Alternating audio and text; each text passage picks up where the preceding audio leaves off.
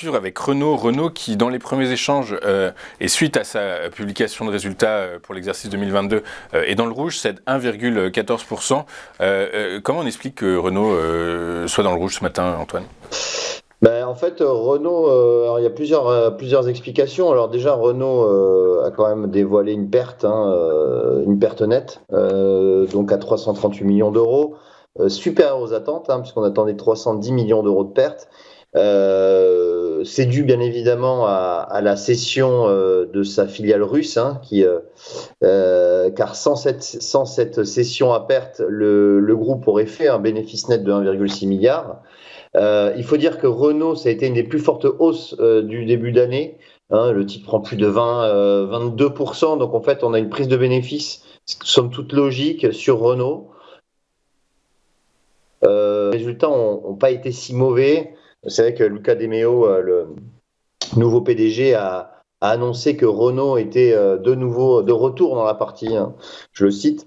Donc, en fait, les résultats sont plutôt bons, mais on a une prise de bénéfice sur Renault ce matin. Oui, c'est ça, les résultats sont bons quand on regarde la génération de cash flow, 2,1 milliards d'euros contre une prévision de 1,5 milliard et 1,2 milliard réalisés en 2021. Voilà, on a quand même des fondamentaux financiers qui sont bons.